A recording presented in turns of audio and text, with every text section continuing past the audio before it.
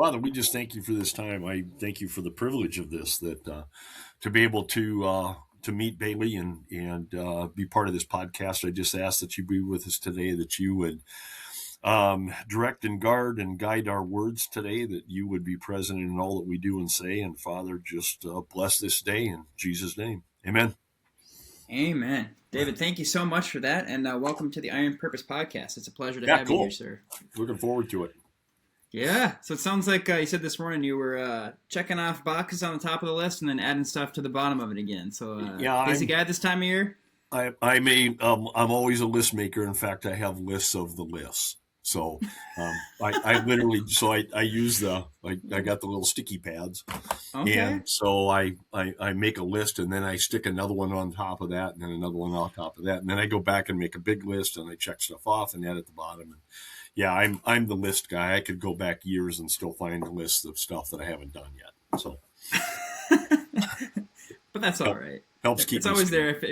So, exactly. Yeah. Yeah, my wife is the same way. She'll be like, I need to get better with lists, because when I write stuff down, obviously you visualize it, and then you kind of get the satisfaction and the, of crossing things off the list. Like I accomplished something today, even if it was making my bed. Check, got it all completed, and she'll be like, hey, we're out of milk. Can you throw it on the Costco list? Got it. Put it on there. Check. Yeah, it's I'm so bad that if I do something that's not on the list, I'll add it so that I can strike it and I can get credit for it. Yeah. And that does something. Does a little mental boost for you, honestly. Yeah. Oh, yeah. Opinion. Yeah. At least at the end of the day, I got something I accomplished. Yeah. Well, sweet. So, it's summertime is it's finally here. At least it's starting to feel like a little bit. Well, this morning it was 30 degrees, 35 degrees. So a little chilly boost this morning. But as the summer season kicks off, you got any big plans, or what does this season look like for you? Well, I've got, with my history of law enforcement and special operations and blah, blah, blah, I retired, but what does the Bible say? Where there is no vision, people perish.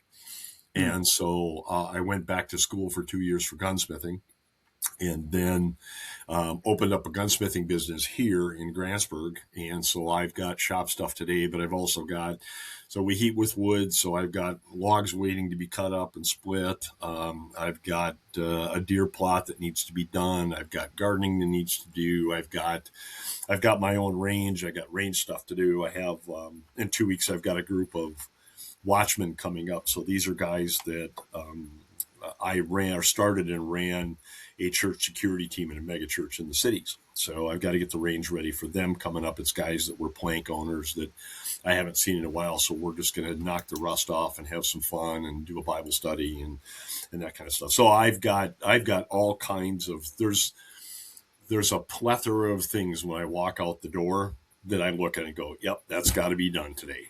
So, and that was 2 years ago. So, yeah, lots of stuff. My recreation really is the shop.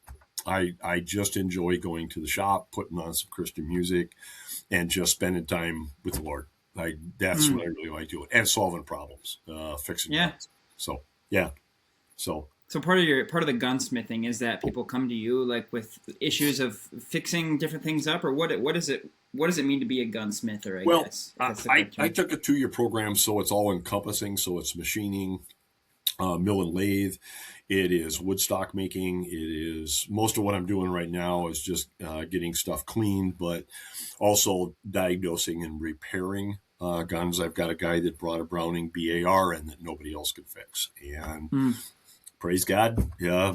I have a running joke in the shop, Jesus fixes guns, because I worked on it and left it overnight and came back the next day and it worked. And so, okay, cool. I'll take that anytime. I'll take that as my co-pilot anytime. So pretty much anything. There's a couple things that we don't do, but I also went to school with a couple kids that are phenomenal machinists. These kids are really talented. And so I'll farm that stuff out to them.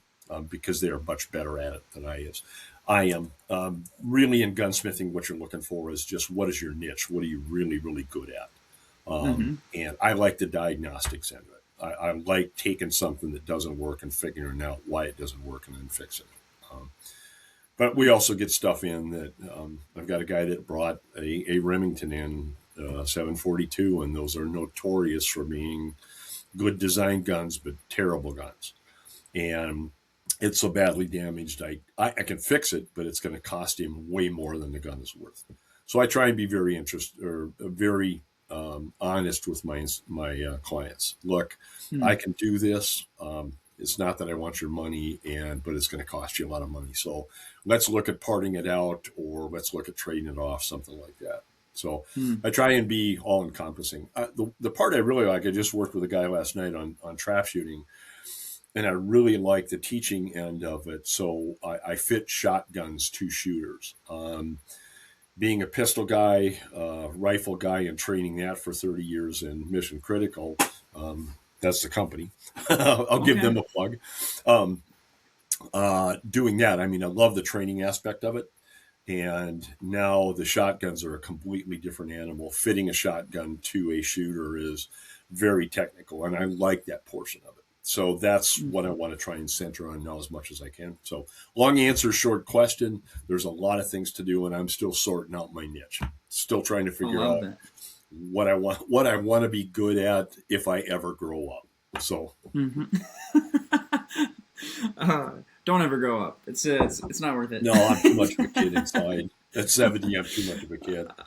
Amen. That's awesome. While we're on the topic, I know it can kind of be kind of a hot topic, obviously, with guns and stuff, and obviously you're very passionate about it. And as you were talking about how some people come in to get their guns fixed, I can think of maybe one or two that are a little bit run down, they're a little more old, that probably aren't worth what it would cost to get them fixed up if they were to have to do that.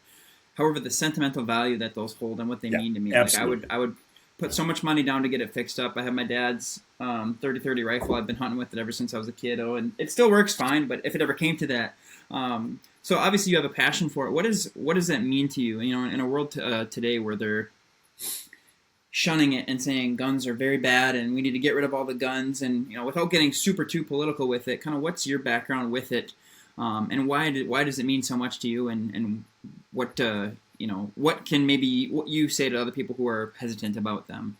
Yeah, I've got, in some cases, I kind of have a dual role. But I started in law enforcement in '79, which was like 100 years ago. And I have carried a firearm professionally since that time. So, you're talking almost 50 years or more coming up. Mm. And have worked for three different agencies. I started my career undercover. I was recruited out of college to work for as a plank owner, a brand new guy on a drug unit in an attorney general's office.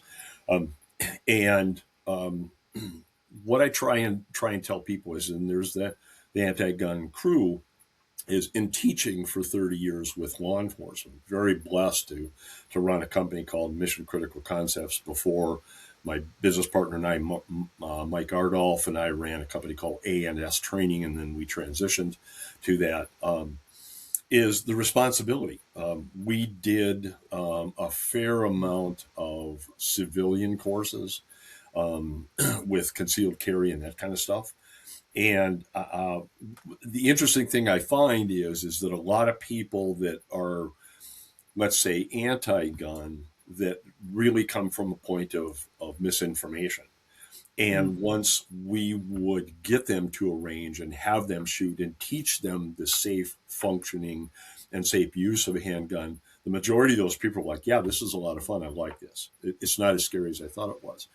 Um, on the gunsmithing side, what I try and tell people is, look, I am there to make sure that those firearms function correctly, that they're safe. Now, we kind of had a joke in the industry. It's not not a joke, but it's I can take any loaded firearm and set it on a table. Let's say a Glock. It's never going to hurt anybody.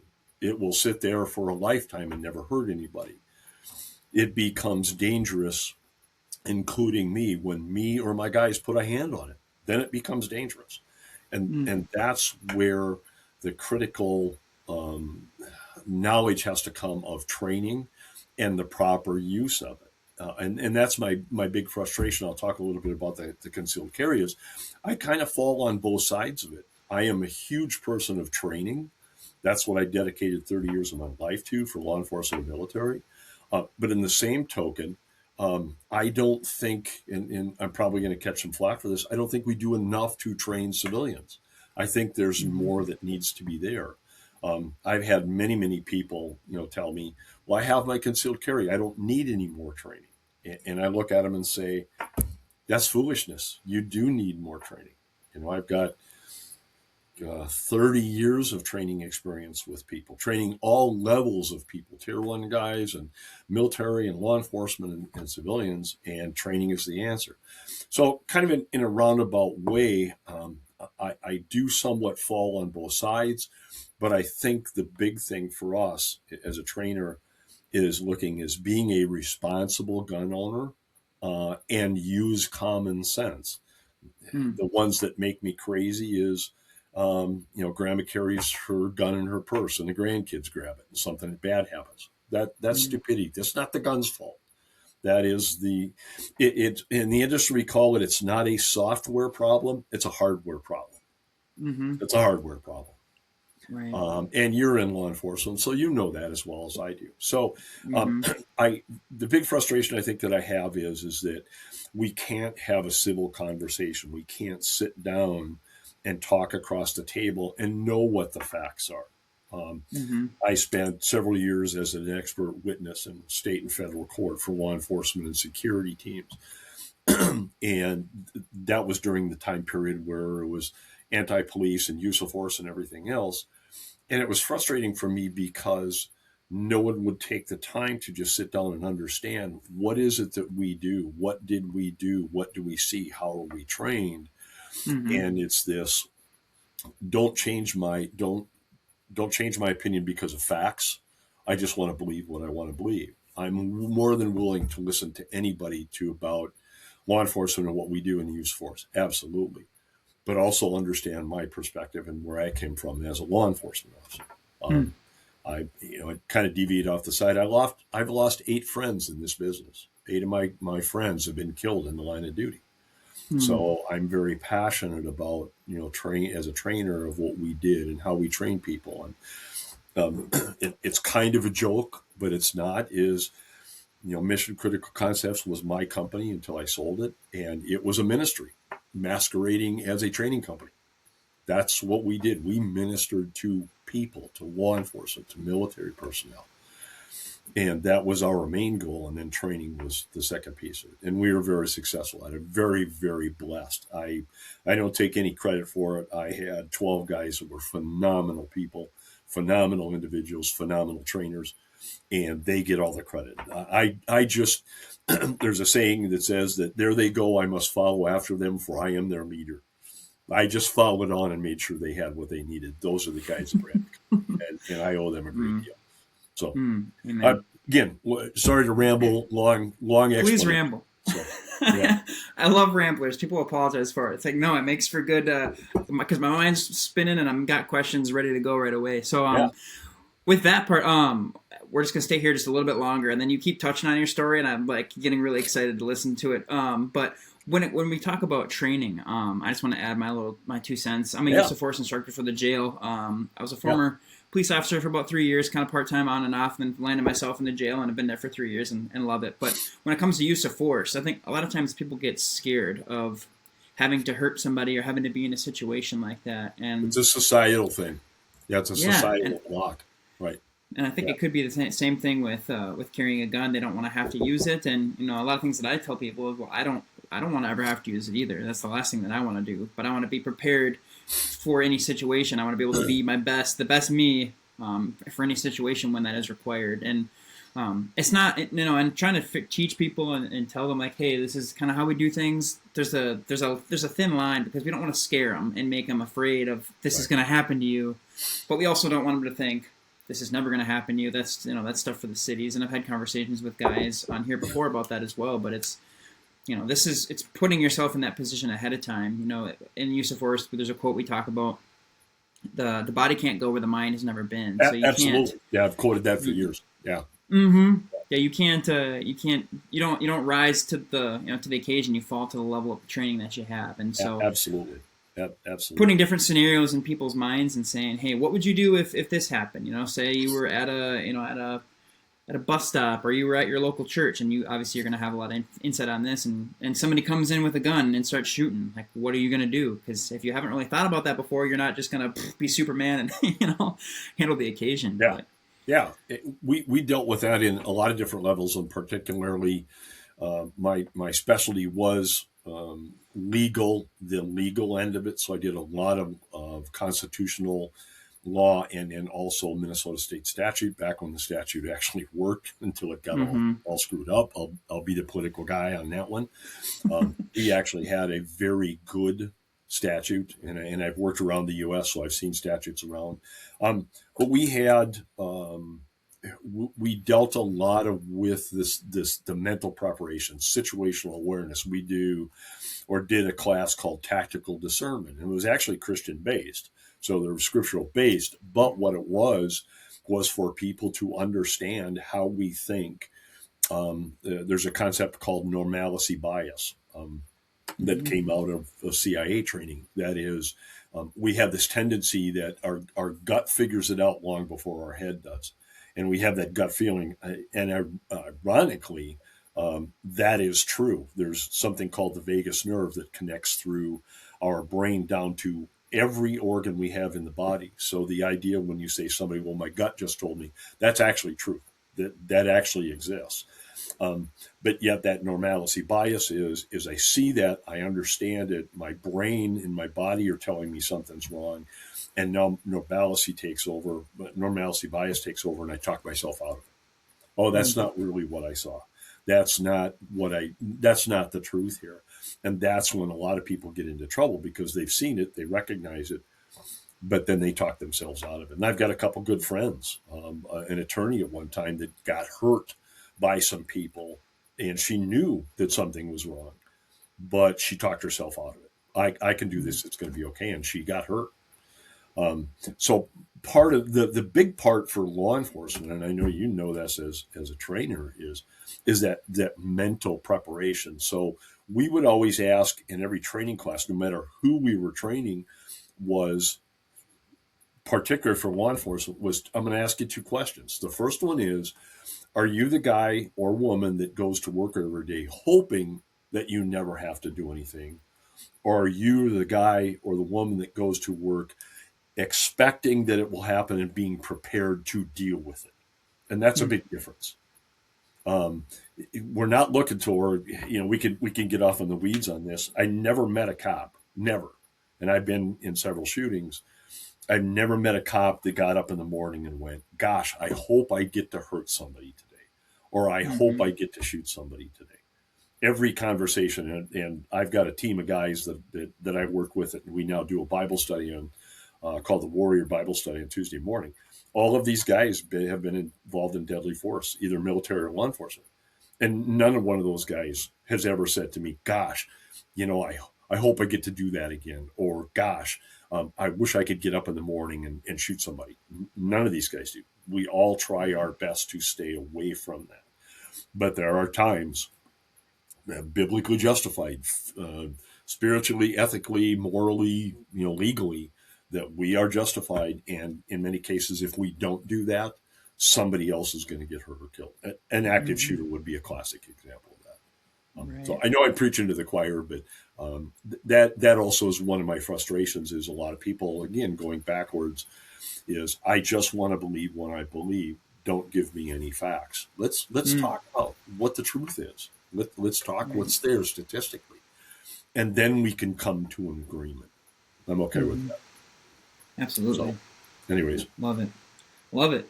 One more question on guns, maybe. I can't promise, I guess. But while we're here, no, um, I've got a 1 year old. He turned one in March, and I grew up with guns. I enjoy shooting them, and getting together with the buddies and shooting them, being responsible with them for the parent or grandparent, whatever of a little one like that. When do you think is the appropriate time to introduce them, and how would you suggest that they be introduced to guns and being so responsible great, with them? great question. I did this. So I've got three kids, all went to the military and stuff, and um, I think when they start showing interest or they start asking questions, I didn't hide stuff from the kids. They knew what I did. They knew I was around. They knew, I talked to them about my shootings and stuff, not from a scary aspect, but just an information. But they were around it enough. And then I think at about age 5 or 6, now the kids would always come with me to the ranges sometimes. But I can, this isn't funny, but it is I can remember teaching at St. Paul PD, and my daughter would be, I'd have to watch her for the day. So she'd bring her Barbies and she'd come to the range with me, and I literally would set her on top of the car so I could watch her. I knew where she was at, and she'd spread her Barbies out, and I'd say, "You can't get off there until you let Dad know," and stuff. And she would play up there with earmuffs on while we were training. And she grew up on a range. Ironically, she wound up in her career in 10th Group Special Forces. Wow. So she's my warrior group. Believe me, you don't want to mess with her.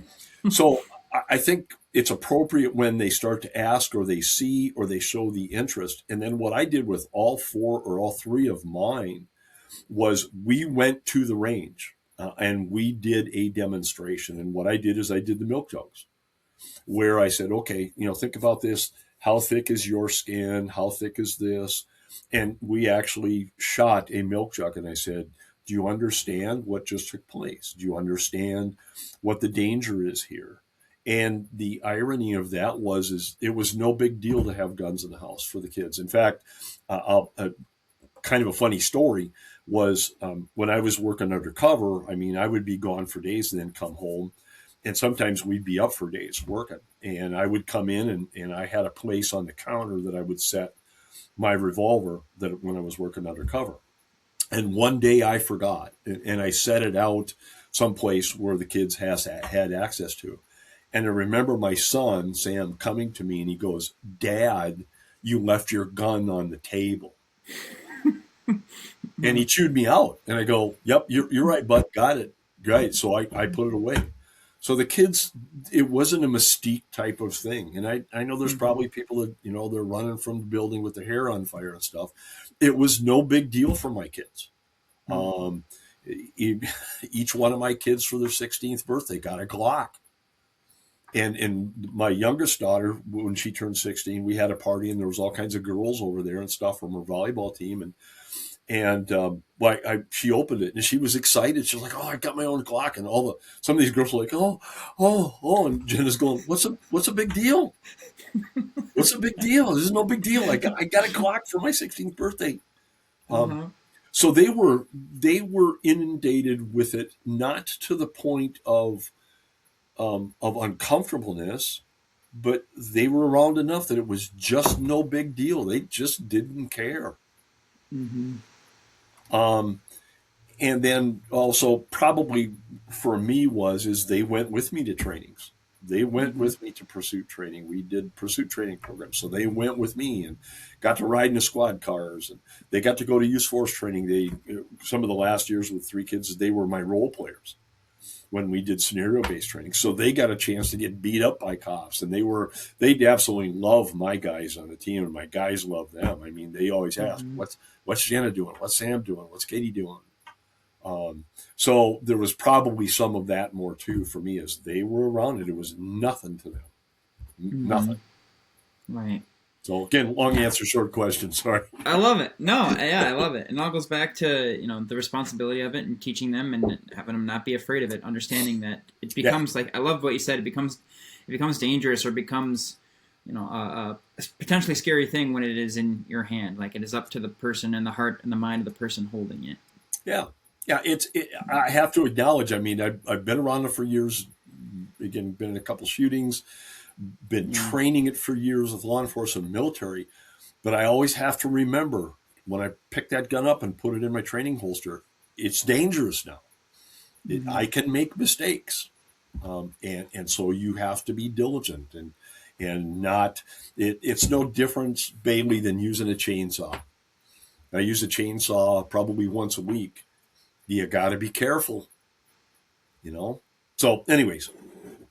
Love that. Just taking some notes here, writing stuff down. Sweet. Yeah, Yeah, awesome. I think that's all the questions I had on that. That's a good start. We're Yeah, almost halfway through the episode. I have we a could feeling this rabbit one hole might on go that one a over. long time. Hey, I love it.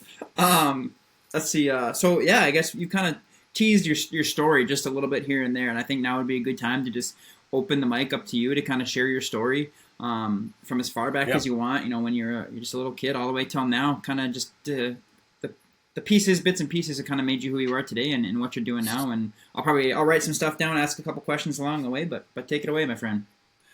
Well, I kind of did my career differently. So I grew up in Osseo, Minnesota. A suburb of now a suburb of Minneapolis, even though it's like 30 miles away. And went to Osseo grade school, junior high school, high school. I guess they don't even have junior highs anymore. But and at that time was involved in some sports and stuff, and um, looking at what do I want to do with my life? What do I want to do? And I had kind of set some goals. Now I was also at that time. I talk about my history, which really isn't my testimony, and I kind of make the joke is I can do my testimony in about 30 seconds, and that is Amazing Grace. Just sing the song, and that's my story. Um, Mm. I, I'm involved in a warrior study on Tuesday mornings with some of my guys that are really pushing in hard about not religion anymore, but who is this guy Jesus? Who is this guy that people talk about? I want to know who he is. I want to know more about him. I don't really care about church. They're frustrated with church. That's another story. But so I was involved in the Methodist Church at that time, but really didn't understand, what that meant. So there's kind of two parallel stories there. So um, I wanted to be a veterinarian desperately. I loved Mm. animals. I spent my summer on a dairy farm and absolutely loved I love the smell of cow manure. I love the being around cows. I loved animals. I wanted to be a large animal. I wanted to be elbow deep in the back end of a cow, doing veterinary stuff. And so I Mm. went to 2 years of schooling for that, and it just wasn't working out. I mean, there was the chem and the physics was killing me, and I was spending all of my time. And I think it was a God thing. I think it was God probably just trying to show me this isn't where I want you.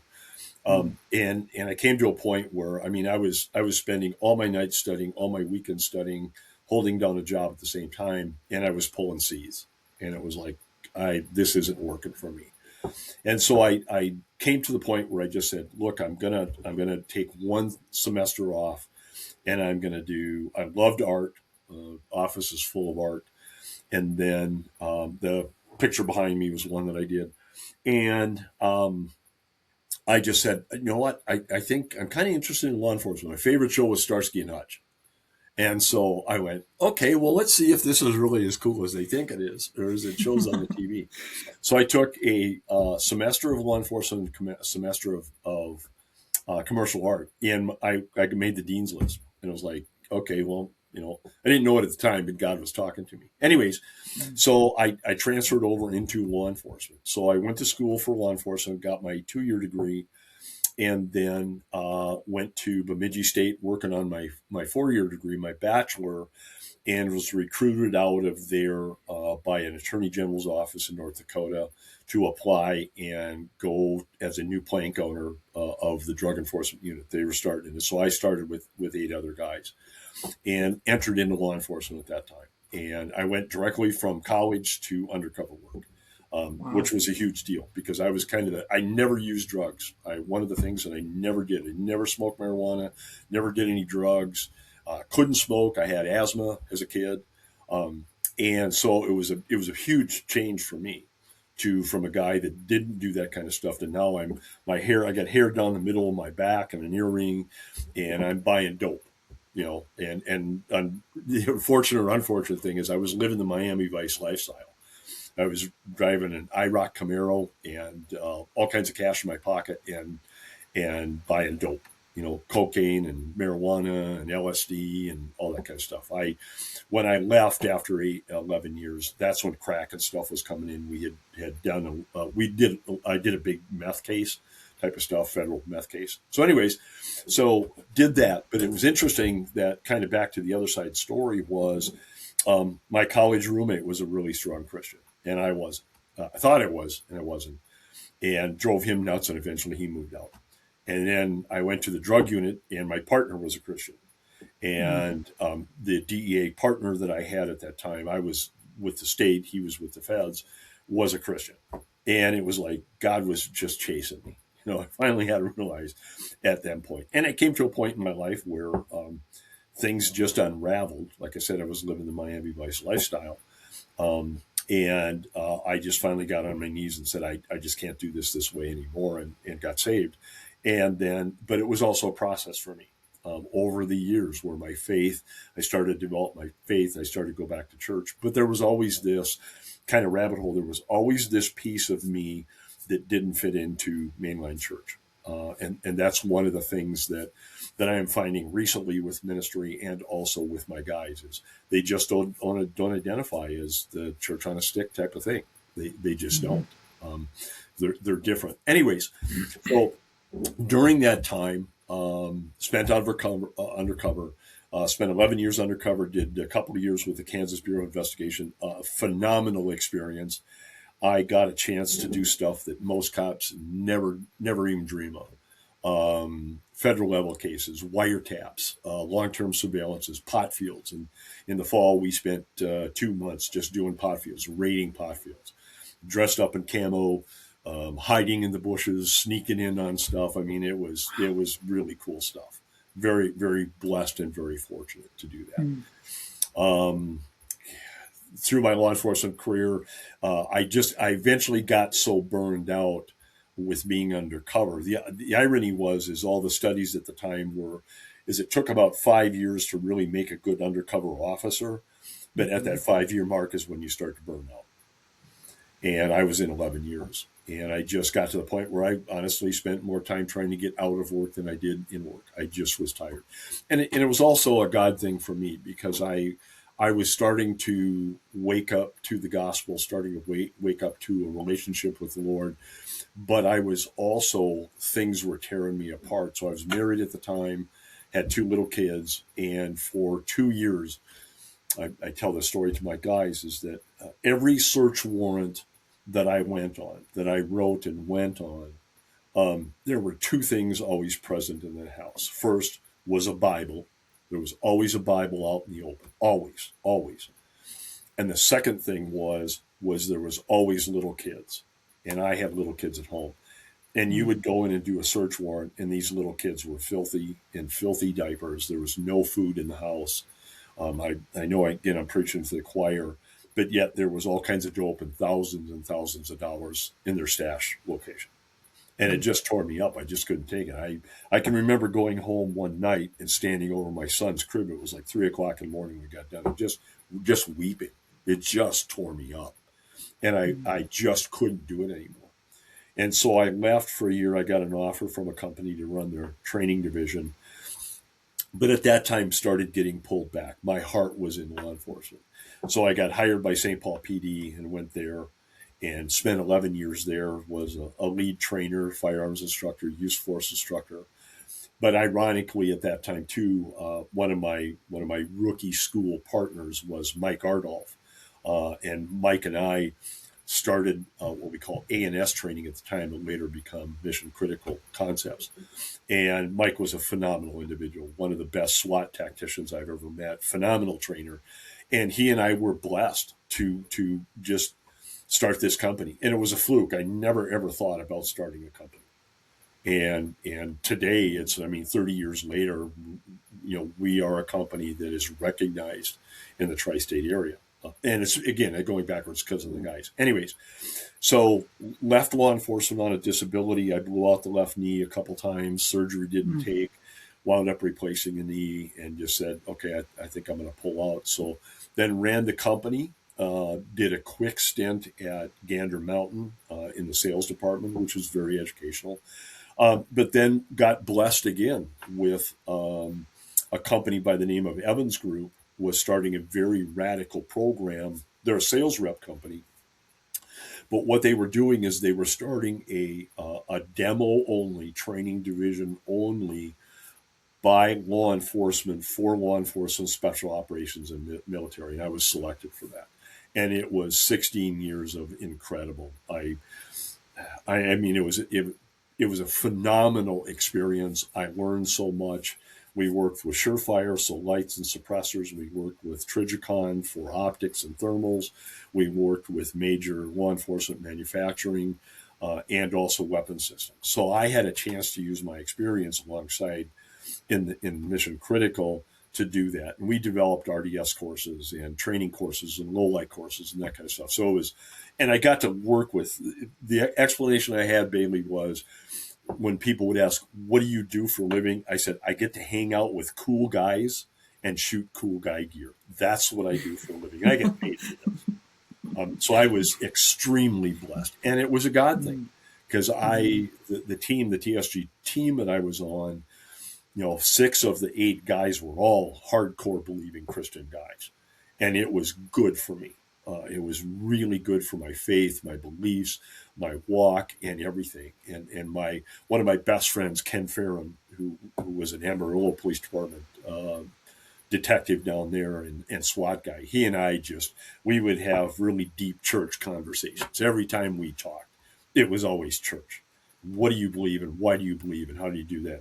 And I'll send this to Ken once it's done. But we had a joke with Ken is that Ken's killed more people than cancer, but he's a phenomenal individual. But he just was a hardcore SWAT guy and handled business when he needed to. So during that time, I was attending a megachurch in the cities and ran men's ministry, a large men's ministry, which was a lot of fun. And then from there, they had approached me about doing a church security team. And so I worked with the pastors of that church. Given Sunday, there's about 2,800 people in the church, and hand selected, developed, trained that entire team that is still in existence. It's 18 years, and the team is still running with a guy by the name of Jake Schoenberger. He is the team lead now and just a phenomenal leader and guy. And ironically, he's not a cop. He's a realtor, but he's a phenomenal leader. So kind of finished this whole progress out, was involved in a lot of ministry stuff, retired out of St. Paul, sold the company last year after 30 years, not burned out, but just getting tired. I just didn't have I didn't get up in the morning and go, gosh, I get to do this today. I got up in the morning and went, I'm tired. How can I not do this today? And it wasn't a bad thing, but it was time to pull a break. Right. And then retired from the Evans group, but missed the team guys terribly.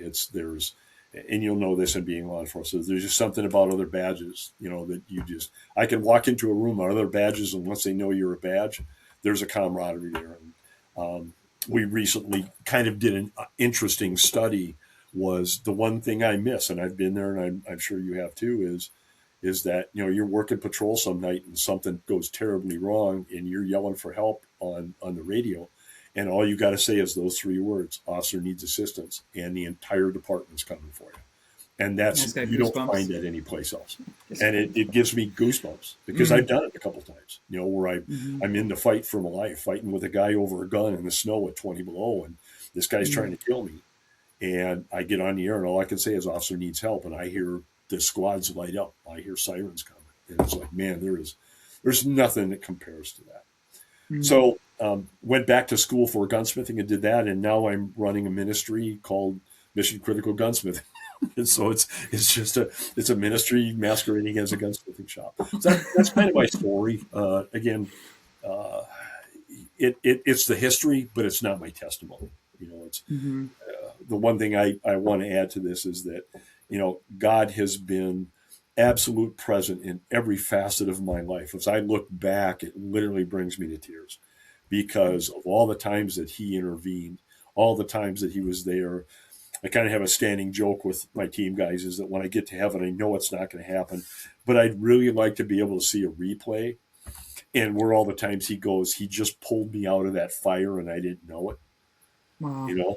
That He was there, and I didn't know how close to the edge I really was. I'd come close to dying a couple times. Yeah. So Yeah, I know it won't matter, but I would like to see. There's a lot of other replays I don't want to see the mistakes. Right. I don't really want to watch that video, but I'd like to see that one. Anyways, so uh, wow. so that's kind of in a nutshell.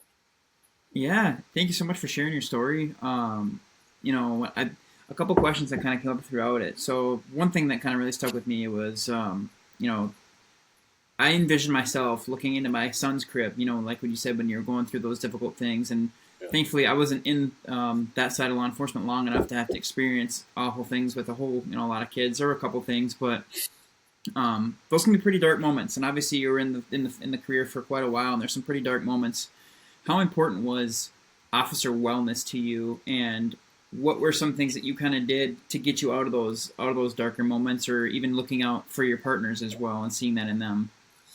That's an interesting comment or question because I towards the end of my career in St. Paul, well, so 7 years before I became part of the Metro Critical Incident Debriefing Team. So what that team was, if you're not familiar with it, is it's volunteer firefighters, EMS, and law enforcement that are specifically trained in critical incident stress management, diffusings, debriefings, and stuff. And I was part of that team for 7 years, and that was a huge experience for me.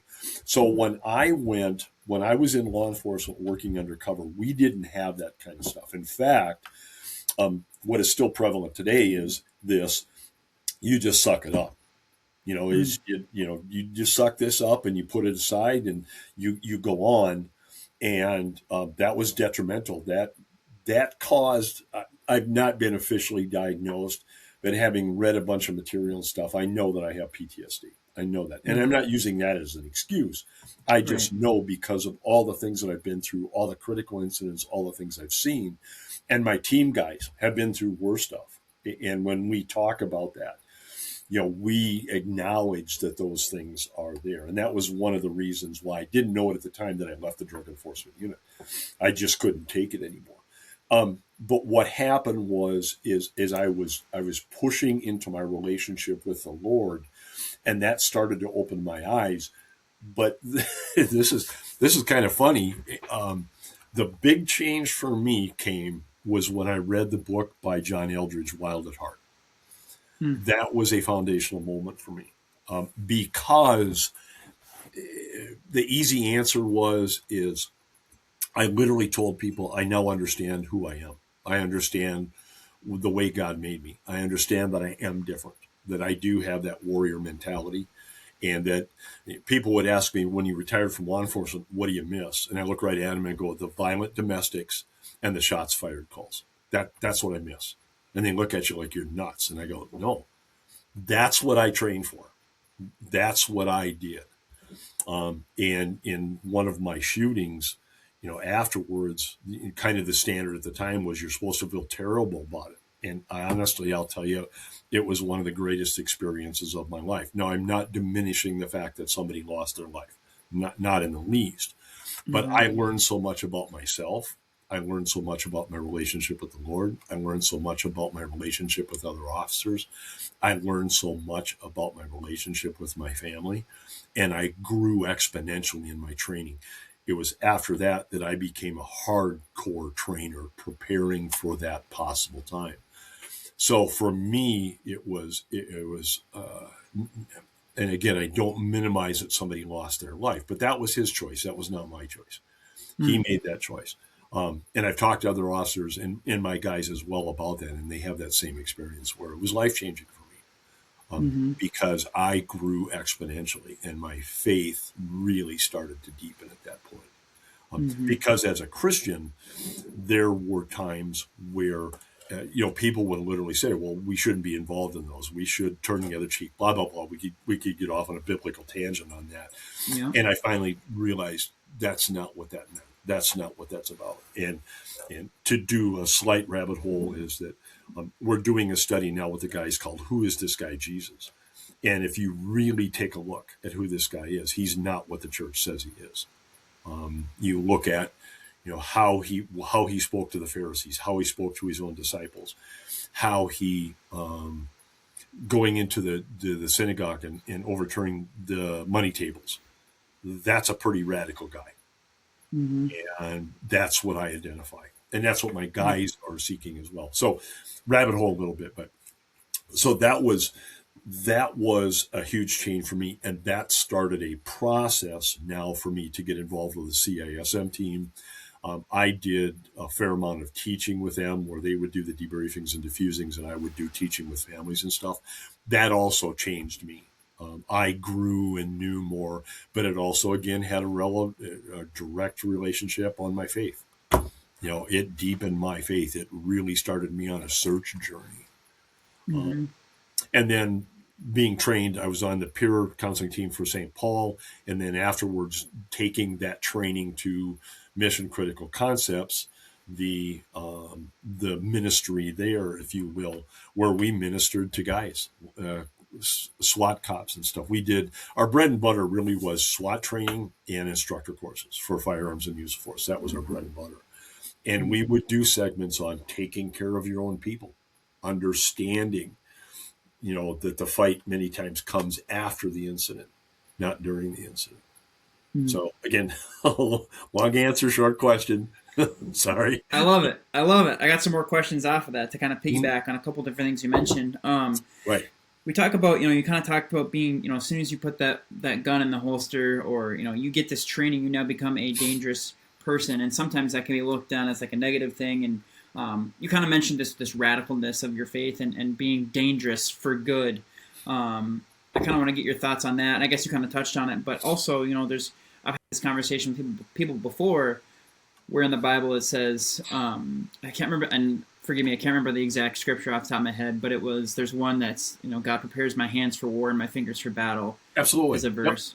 And then Yep. there's another one that talks about God will fight your battles, you only need to be still. And so now it's like, well, what do you want me to do? Should I, am I supposed Right. to fight, or am I supposed to trust God with this? And in what situation am I supposed to do which? Do you have a Great. perspective on that at all? Yeah. Great question. That is exactly the question. So I talk to not just my guys, but I've got other guys in kind of the roundabout ministry. They're asking the same question: how do I do this? How do I balance this warrior mentality? And I know in the Minnesota specifically with a certain group of people, this is a terrible word. The irony is back when I was doing a lot of consulting, I literally would talk to chiefs that would say, "I'm going to tell you something, but can't repeat it. I want the warriors going to the calls because the warriors are the ones that are the best trained, that are going to be the best at this, and are going to solve it professionally." Mm-hmm. So, and I've seen that throughout with my guys. We had a standing joke in the company, as I called them, box cops. Is when it really gets bad, open the box and let these guys out, and they're going to solve it, and they're going to do it professionally. But when it's Mm-hmm. over, society's not going to like them, so we're going to put them back in the box Mm-hmm. because these are the guys that are the professionals, the best trained people that are there. So that's exactly the question, Bailey, that these guys and men are asking. How do I balance this being dangerous to that guy that's supposed to love Jesus, supposed to be meek and mild? Well, one of the problems is I'll deviate for a second. So one of the Yes. things that my guys and I are doing is the English language, the Bible that we have. So I've got, I'll show you this. So I use the Maxwell Leadership Bible. Okay, it's just one of many that I have as a reference. The English language does not convey the meaning of what those scriptures mean. So, for instance, the word meek, the Beatitudes, blessed are the meek, you have to go back to the original Hebrew and original Greek to understand what that is. And we have a joke in the team is that sometimes there are literally paragraphs to explain what that one word means. Mm-hmm. So the meek as we see it is not what the meaning was in the Hebrew. It is literally described as power under control. Mm-hmm. So dangerous, but under control. Some of the best men that I have met, including my guys, some special forces guys that I know, are you would never know who they are, not a clue, but they are some of the most dangerous men in the world. But they are so controlled and so. When I use the word passive, I don't mean it in the sense that we think of. is they just understand. They are so confident in their abilities that they don't have to be outwardly dangerous. They are so confident that they are dangerous. So that's a $64 million question. And part of what's taking place is with this study we do is to look at who is this guy Jesus? Who was he at the time? And understand that this is not the little passive, weak Jesus that the church is preaching. And I'm sorry, but that's what it is. You're finding this guy, he was very radical. He was a great leader, and he was very forceful when he needed to be forceful. Mm.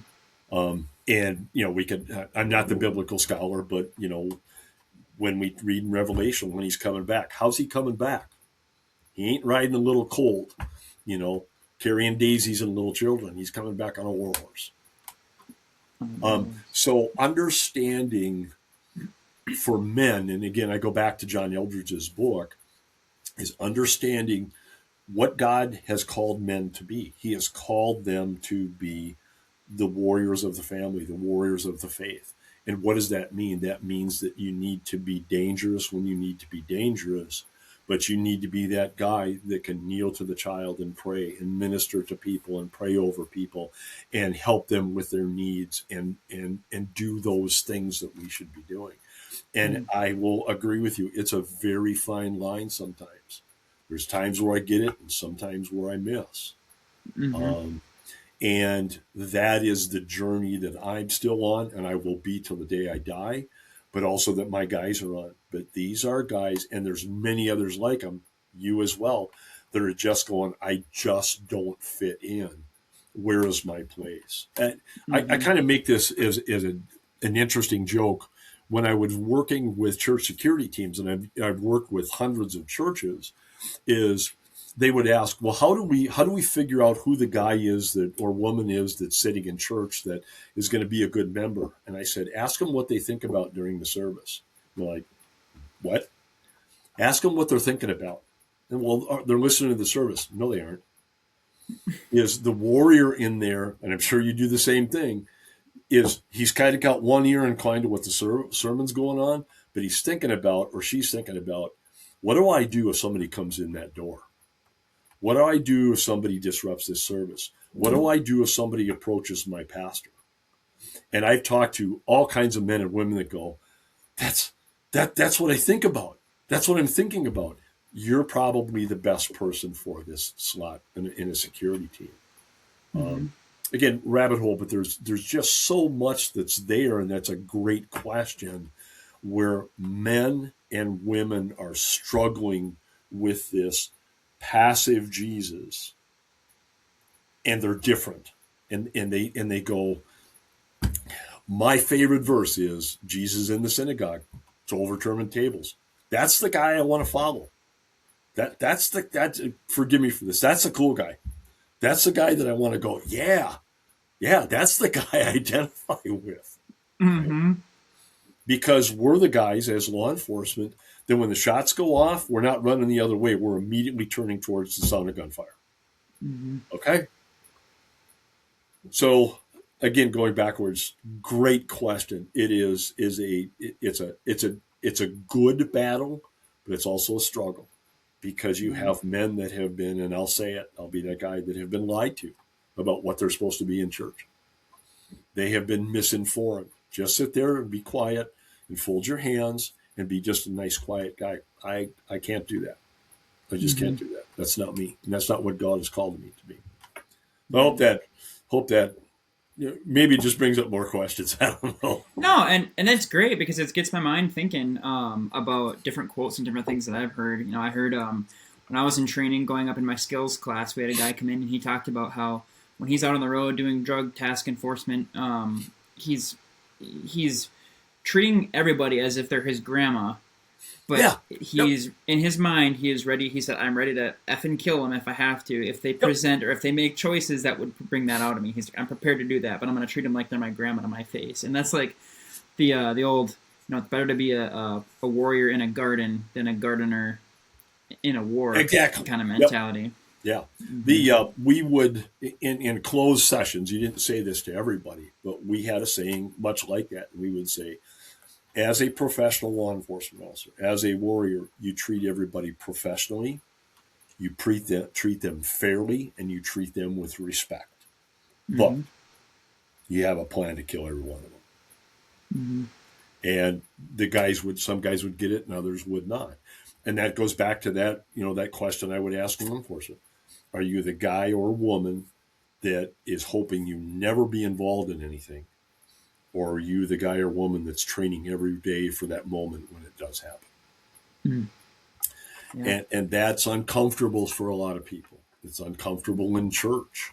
Um, Mm-hmm. when I first trained, we had a team of 26 in the megachurch in the cities. When I first trained them, there were some people that really struggled with that. But ironically, one of my best guys was a computer guy. And 2 years into the program, while we were working with him, he came up and he goes, "I just want to let you know," he said, I can't go anywhere anymore without being situational aware. He says, "I can't walk out the Walmart.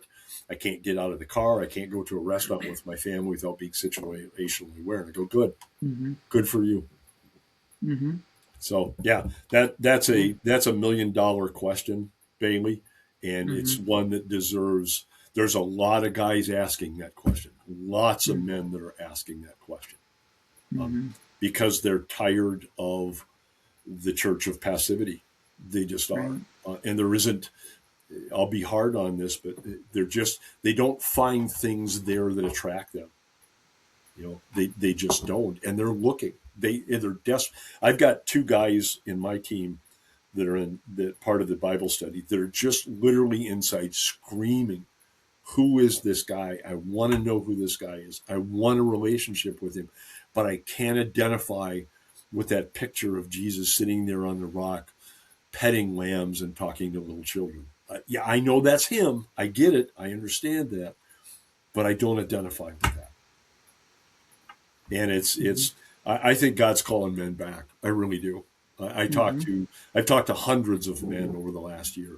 They're saying the same thing. They're screaming for a relationship with the warrior Jesus. That's what they're looking for. Mm-hmm. So, Awesome. And just to add another quote that I had heard from one of my instructors, he said, uh, always be nice. He said, be nice until it's time to not be nice, yep. and then be nice. And there's a couple situations in the jail where people are acting out, and you try to be nice with them and respectful and say, hey, I'm Bailey. What's going on? Let's talk through this. And they're screaming, cussing, throwing their feces at you and everything. And Yeah. you're like, all right, it's time to not be nice anymore. We're going to go in. We're going to, tase them if we have to. We're going to, Yep. use of force, get them down, get them cuffed. And then immediately, I think of one guy, we ended up using OC vapor on him, and he was in agony. Obviously, that stuff is not fun for the face, eyes, respiratory system. So he's sitting there crying. And so we went from nice, respectful to, okay, now we're going to do this my way. We're going to take control of the situation.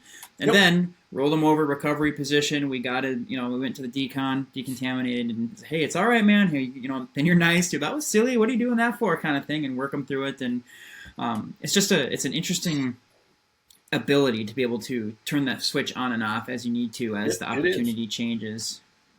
When we trained security teams, when I did my initial for the team that I ran in the cities, we would talk about that it was a ministry. So we talked heavily about a ministry, but I said, you are the most unique ministry in the world, because you may well apply force or deadly force to somebody in a church, and once they're under control, you're going to be praying for their salvation.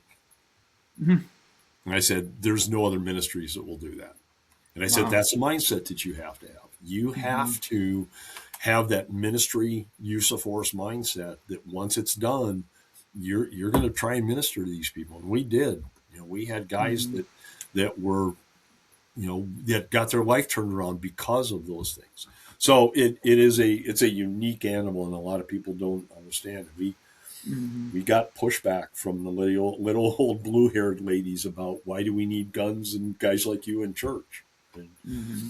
I had a genre that I gave them, and it generally pissed them off, and then they walked away. But that's okay. I'm not here to be your friend.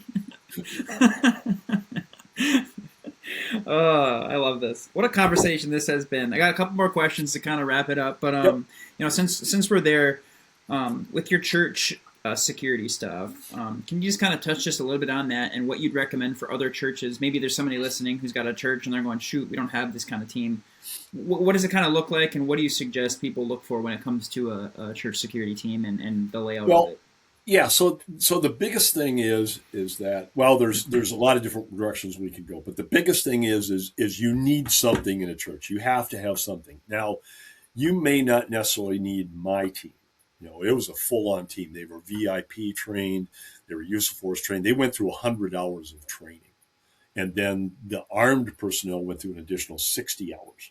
And they were better trained than most cops coming out of a skills program. You don't necessarily need that. But one of the things that I would really recommend, and I offer this, and so does Mission Critical, is we do a first consult for free. We'll come out and meet with you. We'll talk to your board. We'll talk to the guys that are sitting in church thinking about this stuff, who want to do this but don't know. And we'll talk to the pastoral staff. And we'll talk about what are options. What are the options that are out there? We just did a seminar in the cities on last Saturday, and one of the things that I find, so out of 10 churches that I consult with, 9 will literally run from the building screaming with their hair on fire because it's too much.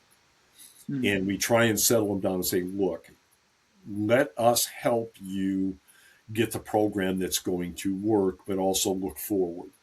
Don't just settle on this. What do we need to do? Um, the ushers, the greeters that are great pieces of that, and they don't have to be the use of force people. They are eyes and ears, so we teach them how to be eyes and ears.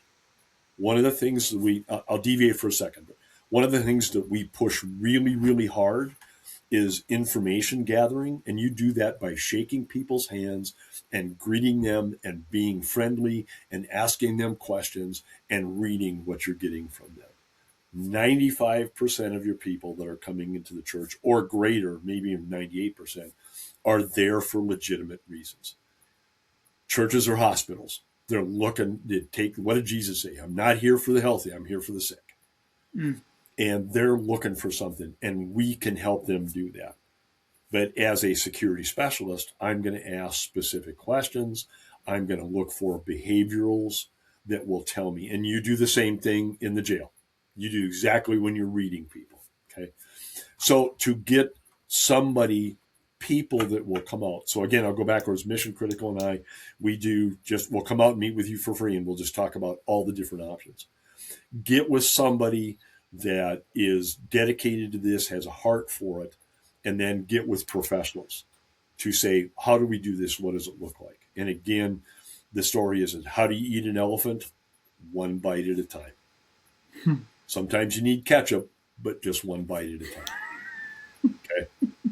Um, then it becomes easier. And there's, ironically, the church that I came from in the cities, I mean, they do an FTO program where they'll actually, if you want to come and shadow them, if you want to send them to me, I'll be happy to do that. I won't give you the name of the church right now, but they will actually FTO. If you want to come down and shadow one of the members and walk through the service and what do they do and what do they look for and how do they do it, they'll do that. They'll share SOPs with them. That's how I gained a lot of my information. And then I wrote specific policies for that. So Mm. just gather information, get the people Yeah. that really want to be involved, and gather information, and then start to look at. And honestly, the big part of this is, where's the Holy Spirit leading you? Mm-hmm. We put tons and tons of prayer into this program. I selected team leaders. Ours was based on a paramilitary program, and I select team leaders over the teams. And these guys were prayer warriors. Yet, again, a side note, one of the things that I did do right that I'm very proud of is on the team, I selected 2 chaplains to be with the team. And these were elders and deacons in the church, but prior military, so they had the right mindset. And these guys helped them tremendously with the spiritual end of it. I gave them the absolute right to ask any question of me and any team member that I wanted, in that, to say, how's your family? How's your kids? What's going on with you? How's your walk? Those kind of things. And they were there to monitor the team because we were going to change people. We were going to take them out of this little nice guy Christian thing and turn them into fighters and killers. And I wanted that guidepost. So again, long answer, short question. There's a lot of things in there, but get with a professional that can actually come in and say, let's take a walkthrough. Let's take a look at this. The next step was then to make an assessment of the building, of the property. Um, what does the property around it look like? Are there any halfway houses? Are there any sex offenders or pedophiles or anybody else that's living around your program? You need to know Mm-hmm. that information. So we gather intel, if you will. So Great stuff. Absolutely. Another question here, and this has been a common theme throughout this entire episode, is your guys, your team, this group of people that you can rely on. You know, you're in that fight for your life, and you hit the radio, and those guys they're coming to save you, and that camaraderie. You know, the badges that you see, you get coffee with them, you get to share stories and be there for each other. And the whole theme of this podcast is based off of Proverbs 27:17, as iron sharpens iron, one person sharpens another. Oh, and that's well, this is going to get that's deep. what it's all about. This is going to get This is deep. kind of where I'm. This is kind of where I'm, where I'm directing this conversation. Yeah. That camaraderie. What has it meant to you? And you said you brought up to me earlier that you had a perspective on iron sharpens iron. So I get goosebumps over this. This is something I learned from a guy. So one of the things I say about men's ministry is the important piece of this, and it's people are going to get ground to the on the files on this. Is that you'll never form a team, you'll never form a true men's ministry by sitting in a classroom just talking about Scripture. Men want to do, they have to do. And so when I ran men's ministry in the cities, we did all kinds of stuff. We did a survival day where I had one of my SEER instructors come up, and we actually did survival stuff out in the woods. And we did orienteering, and we taught them how to build fires. And at the end of the day, they had to chop the head off of a live pheasant and gut it and clean it and cook it over a fire they made to be able to finish the day out and to eat. And I still get guys 15 years later to still talk about that. Okay. So let's talk about iron sharpens iron. I was doing a study with men's ministry, and we were talking about that. And I didn't really understand it at the time. We all quote it, iron sharpens iron. Yeah, that's why we need to do this together. And after that, there was a guy that came up that was a metallurgist. And he came up and he was very humble, and he said, do you understand what that means? And I said, yeah, it's iron sharpens iron. We just need to be together. And he goes, no, you don't understand this.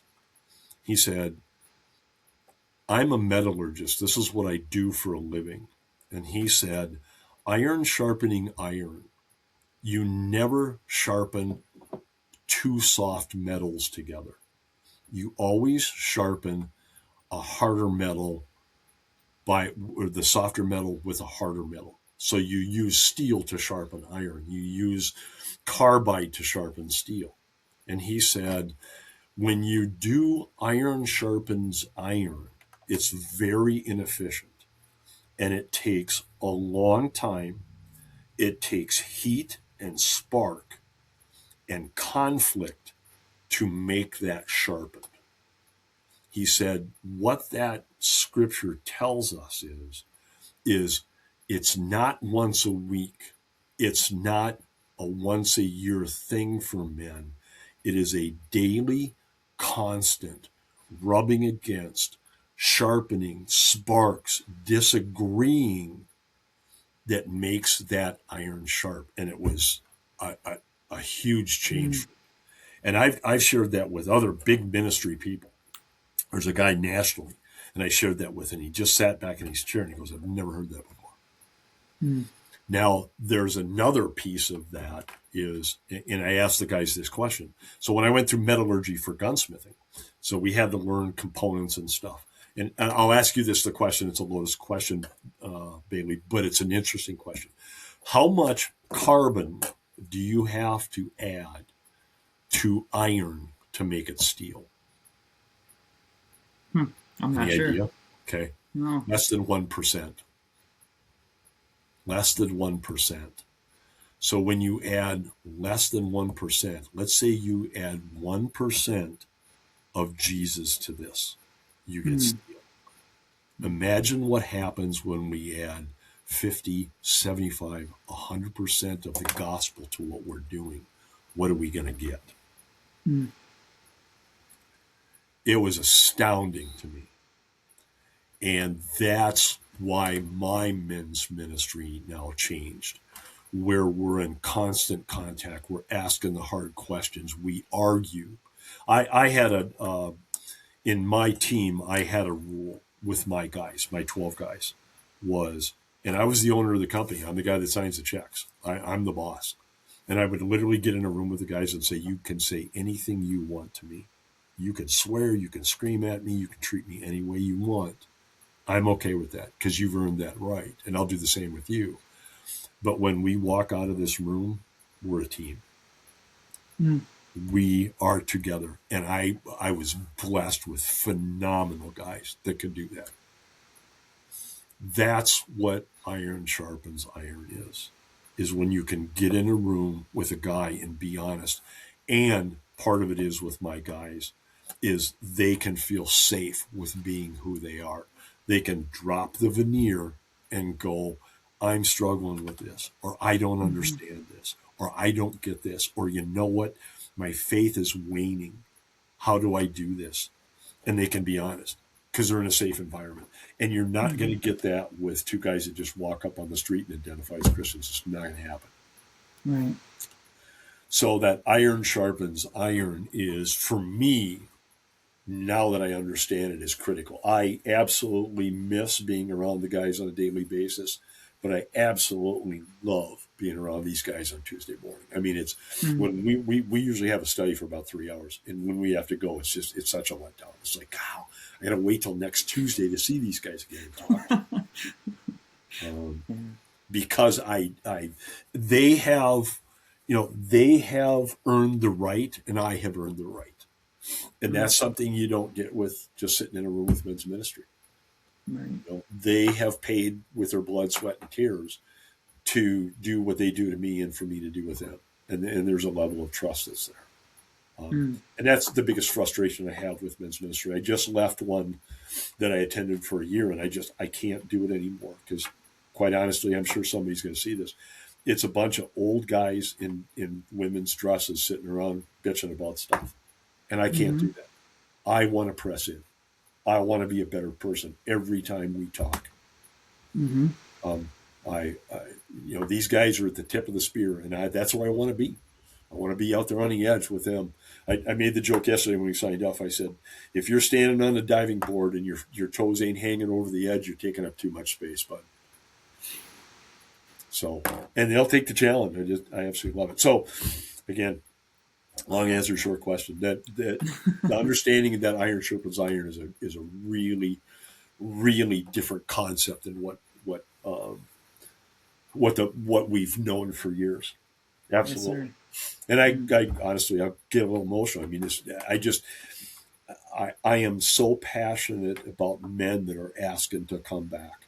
Mm. Give me, the truth. Tell me the truth. I want to know. And all these guys literally were raised in the church, but what they had was somebody else's faith. They didn't have their faith, and that's what they're trying to hone out.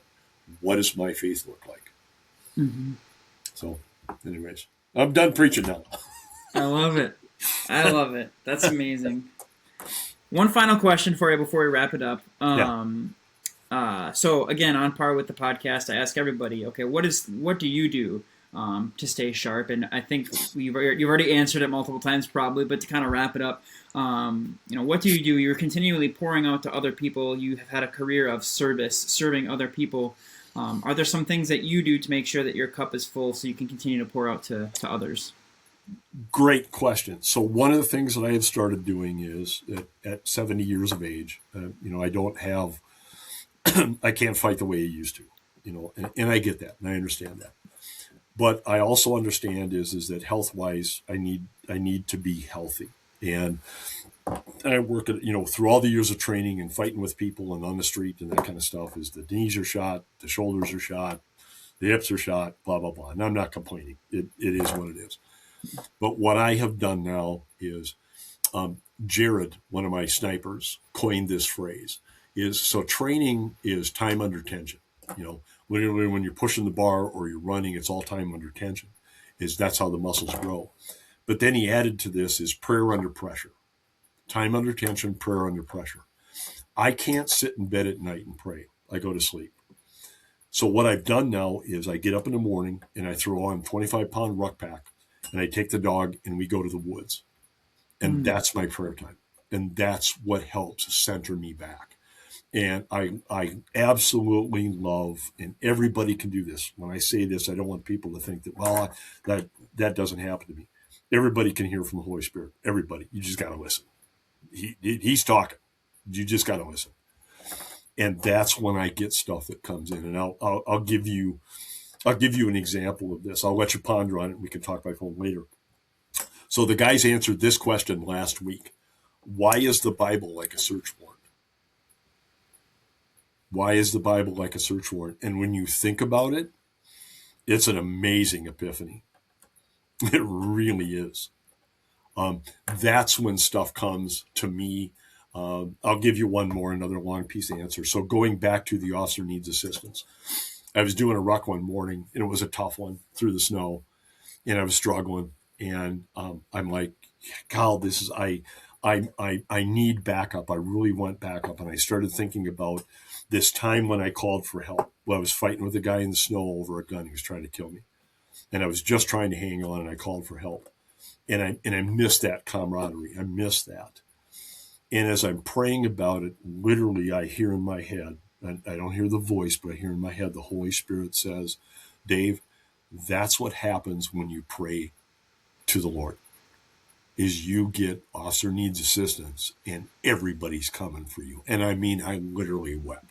It broke me. I never thought of prayer like that before. Mm. I never thought that when I pray for something, that the heaven opens up and I'm getting everything that's there. So, long answer, short question. That's how I stay straight. Mm. I go for my ruck in the morning, time under tension, prayer under pressure, and I work through it. And I'll holler and scream and I'll yell and I'll question and I'll go. I've literally said on my walk, I need help. Officer needs help. I need to understand what you're doing here. Mm. And then also one of the things I have done, I have a very good friend that was a Cobra helicopter pilot in the military. He's a Warrant 4. And David Mulder is his name, a great guy. Got out and became a pastor. And he and I talk almost on a daily basis. Um, and we were talking about journaling. And he stopped me and he said, and I'm going to offend some people, he goes, Dave, he goes, old women and little girls journal. Men use a logbook. And I went, okay, I've started using a daily logbook. But what I do is I just talk about things that it's not like, well, somebody was mean to me or whatever. I talk about what was the lesson that I learned today? What was my takeaway? What do I think God's trying to tell me? What did the Holy Spirit share with me today? So I wrote down that officer needs assistance, that kind of stuff. I wrote down that question is, why is the Bible like a search warrant? And now I've got stuff that kind of keeps me centered and focused. So I keep a logbook. And there are days where I will write pages, and there's days where I just go, hey, it was a really shitty day today, and I got nothing for you. Um, that's what I do. That's what I do. Mm. And again, I just, I apologize for getting a little emotional, but I have such a heart for guys that are seeking what religion and the church is not giving them. They just want to know, who is this guy? Why do I need to follow him? Why do I need him in my life? So, Amen. and I know Amen. I see the cross and back. I appreciate that. Yeah, Yes, it's sir. there's guys out there that are hungry for the gospel, but they're not hungry for a plastic dashboard Jesus. They Mm. want to know who this guy is face to face. You know, and it's interesting because, and I'm sure you follow some. So Sean Ryan, Yep. talks about his faith all the time. Eddie Penny, SEAL Team 6 member guy, one of the most dangerous people in the world, is now doing men's ministry stuff. He Mm. finally came to that. These guys are class A warriors, and now they're surrendering their life to the Lord. Mm. Okay, you know, that's amazing stuff. That's amazing stuff. Absolutely. So, anyways, Sheesh. there it Wow. is in a nutshell. Wow. Wow. Goosebumps. And I've only cried on this podcast one other time, and I was talking about the day that I met my wife, and you almost got me there. My eyes welled up. Nothing came out, but oh my goodness. Yeah. Goosebumps. What a relatable, Yeah. relatable feeling. And the authenticity in your story and the words that you're speaking, just I truly appreciate it. This has been a blessing. This has been an So honor. This really has been an honor. I'm very grateful for an opportunity to do this. So yeah. amazing. You want to close in prayer? Yeah, that'd be great. Dear Jesus, thank you so much for this opportunity to be able to speak with Dave and hear his story, hear his testimony, and thank you so much for the light that he's shining for your kingdom, God. I pray that any man or woman listening to this episode right now will feel some kind of something within them, welling up within them, to be able to want to join this warrior mindset of being a fighter, being dangerous for your kingdom, God. Help us to be kind and helpful for those who are seeking it, and be able to be dangerous, be able to pick up our swords against the enemy and against the people that are trying to do us harm. God, keep us safe as we go forward today. God, be with our families, be with our friends, and just guard our hearts and our minds. And it's your name I pray. Amen. This is Iron Purpose. Stay sharp, everybody.